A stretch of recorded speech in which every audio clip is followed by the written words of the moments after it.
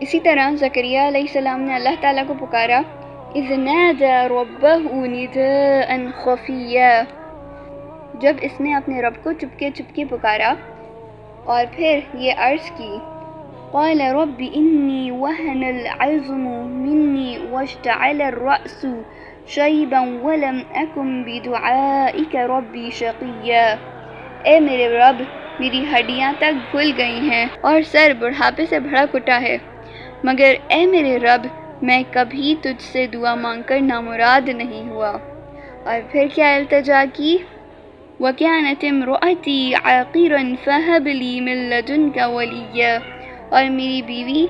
بانجھ ہے، تو اپنے فضل خاص سے ایک وارث عطا کر دے۔ اسی طرح سلیمان علیہ السلام نے اللہ تعالیٰ سے عرض کی،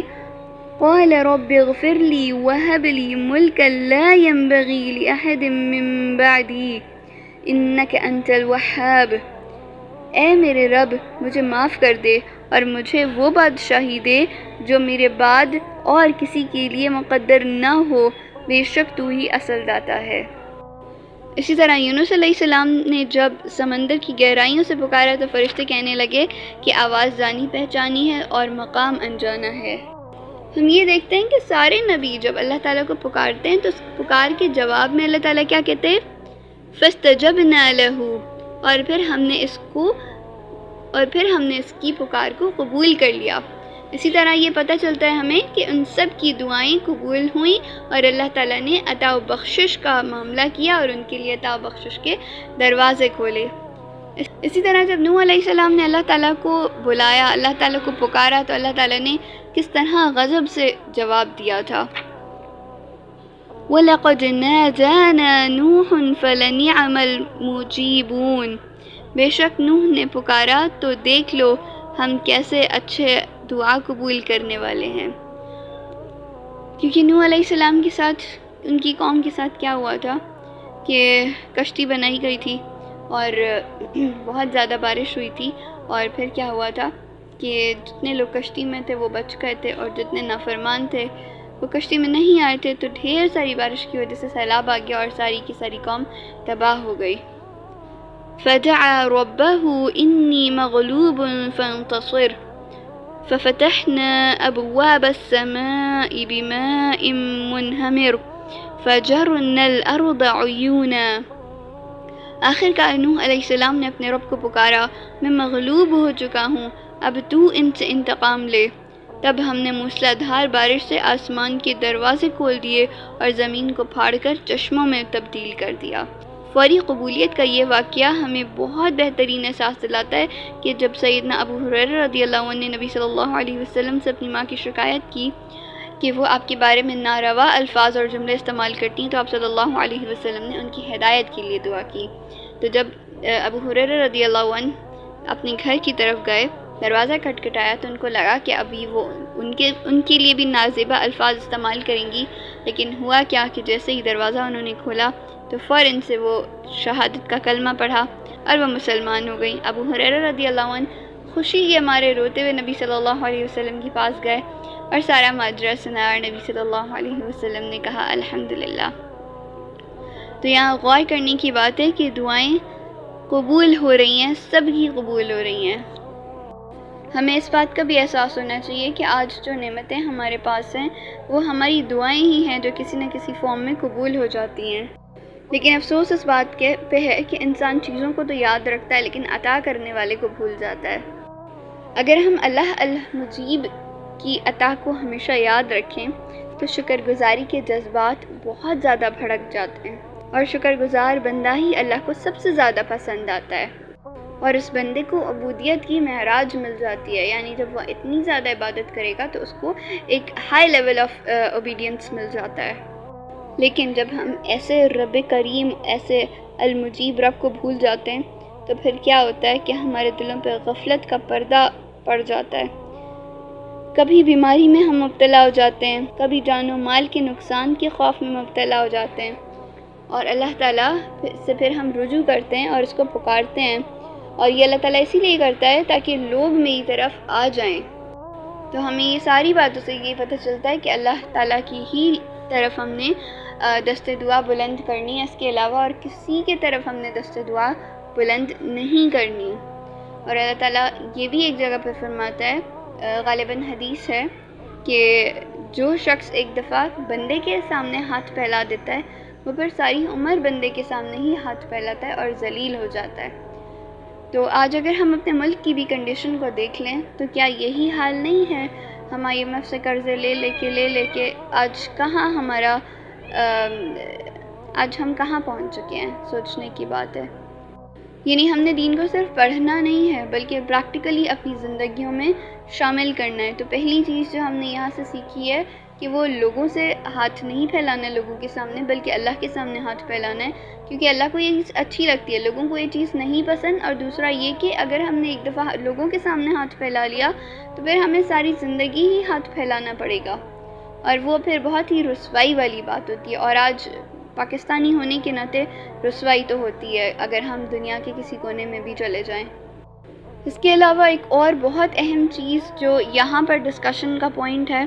وہ یہ کہ اللہ کے علاوہ کسی اور کے سامنے ہاتھ نہیں پھیلانا۔ آج کل دیکھا جائے تو مسلمانوں کے ہاں شرک بہت زیادہ بڑھتا چلا جا رہا ہے۔ مین ریزن یہ ہے کہ اللہ پر یقین نہیں ہے۔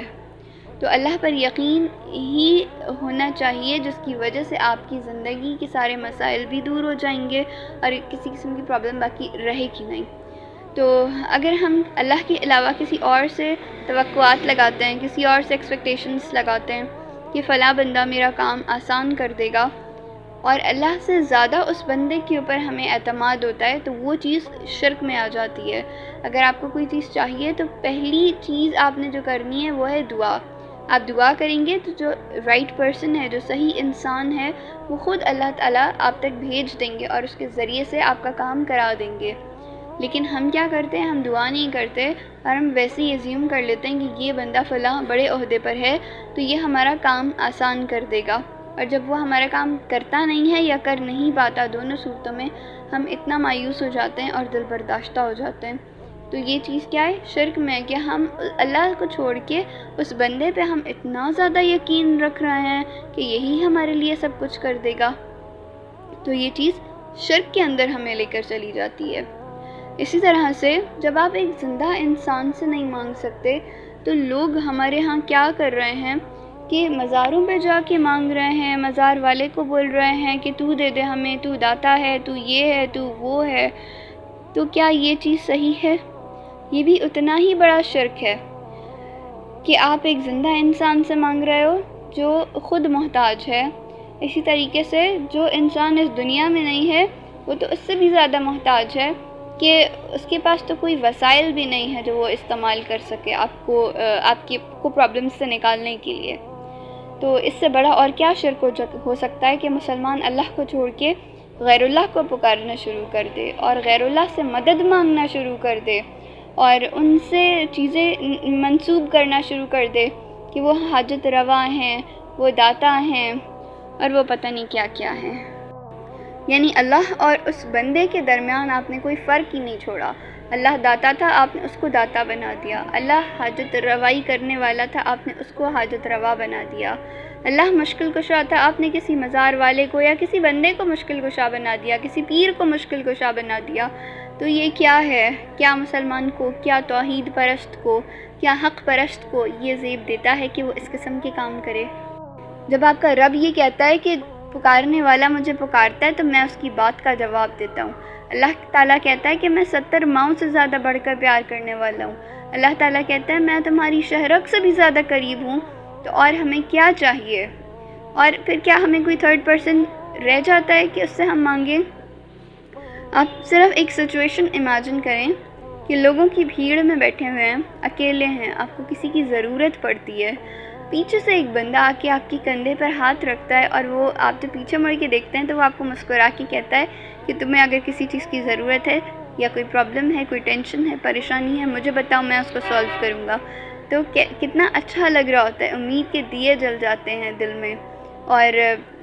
ابھی سے ہی ایسا لگنے لگتا ہے کہ بس میری تو مشکل آسان ہو گئی۔ تو وہ رب بھی ایسے ہی ہے، جب آپ دنیا کی بھیڑ میں کھو جاتے ہیں، پرابلمز آتی ہیں آپ کی زندگیوں میں، تو جب ہم قرآن اٹھاتے ہیں تو یہ آیت بھی بہت تسلی بخش آیت ہے اللہ تعالیٰ بھی ہمارے اوپر ہاتھ رکھ کے گویا کہہ رہا ہو کہ پریشان ہونے کی کیا ضرورت ہے، بندہ مجھ سے پکارے تو میں دیتا ہوں، تم پکارتے کیوں نہیں ہو مجھے؟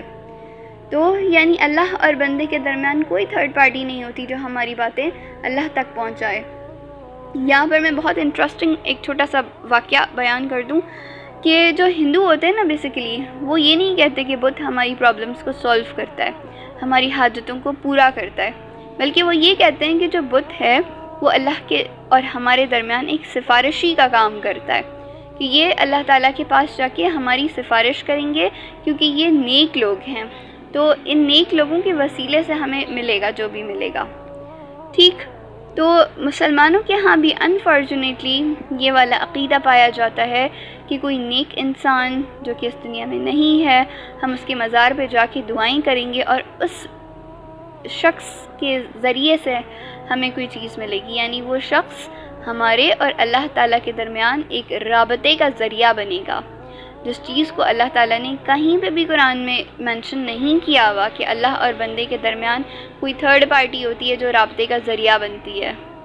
یہ تو اللہ کی توہین ہے جب اللہ کہتا ہے کہ میں سنتا ہوں، میں مانگنے والے کی دعاؤں کو قبول کرتا ہوں، میں عطا کرتا ہوں، تو ہم کیا کہہ رہے ہیں؟ نہیں، ہم نے نا ایک تھرڈ پارٹی بھی ڈھونڈنی ہے جو اللہ تک ہماری بات پہنچا دے۔ جب ماں آپ کے پاس آتی ہے اور وہ یہ کہتی ہے کہ بیٹا تمہیں جو چاہیے مجھ سے مانگنا، میں تمہیں دوں گی، تو میں کیا کروں؟ ڈائریکٹ اپنی امی سے نہیں مانگوں بلکہ اپنی بہن کو وسیلہ بنا دوں کہ تم امی سے جا کر بات کرو، یا پھر میں اپنے محلے کے کسی بندے کو بولوں کہ تم امی سے جا کر بات کرو، تو امی کو دکھ ہوگا کہ ڈائریکٹلی مجھ سے آ کے کیوں نہیں مانگا، تیسرے بندے کو کیوں انوالو کیا۔ تو اللہ تعالیٰ کو بھی دکھ ہوتا ہے کہ کسی تیسرے کو کیوں انوالو کیا، مجھ سے کیوں نہیں مانگا۔ تو اگر ہمارا یہ عقیدہ رہے تو پھر ہمارے میں اور ہندوؤں میں کوئی فرق نہیں رہ جاتا، بلکہ علماء تو یہاں تک کہتے ہیں کہ ہندو کھڑے کو مانتے ہیں اور یہ جو اس قسم کے مسلمان ہوتے ہیں یہ پڑوں کو مانتے ہیں۔ پڑے مینس یعنی قبر میں پڑے ہوئے ہیں نا، لیٹے ہوئے ہیں، اور بت جو ہیں وہ کھڑے ہوئے ہیں، تو یعنی مسلمان اور ہندو کے اندر کوئی فرق نہیں رہ گیا۔ تو یہاں پر آ کر ہمیں اپنے عقائد کو درست کرنا ہے اور توحید پرست بننا ہے، کیسے بھی حالات ہوں اللہ سے رجوع کرنا ہے، نہ کسی پیر فقیر سے، نہ کسی زندہ انسان سے، بلکہ اللہ سے ڈائریکٹ رجوع کرنا ہے۔ زیادہ سے زیادہ بھی جو ہم کر سکتے ہیں نا، وہ ایک نیک انسان کو یہ کہہ سکتے ہیں کہ جی آپ ہمارے لیے دعا کیجیے گا، اس سے زیادہ اور ہم کچھ نہیں کہہ سکتے، وہ بھی ہم صرف زندہ انسان کو کہہ سکتے ہیں۔ ہمیں کہیں تاریخ کے واقعات میں یہ چیز نہیں ملتی کہ صحابہ اکرام نبی صلی اللہ علیہ وسلم کے روزہ مبارک پہ کھڑے ہو کے یہ کہہ رہے ہوں کہ آپ ہماری دعائیں قبول فرما دیں، بلکہ ڈائریکٹلی اللہ سے مانگا جاتا ہے۔ تو جب کہیں پر بھی ہمیں اس قسم کے واقعات بھی نہیں ملتے کہ نبی صلی اللہ علیہ وسلم کو یہ کہا جا رہا ہو کہ آپ ہماری دعا قبول فرما دیں، جو کہ بہترین مخلوق میں سے ہیں، تو جب ان سے یہ نہیں کہا جا سکتا تو کسی عام پیر یا کسی عام مزار والے کے پاس جا کر یہ دعائیں کیسے کی جا سکتی، یہ دستے دعا کیسے بلند کیا جا سکتا ہے کسی اور کے سامنے؟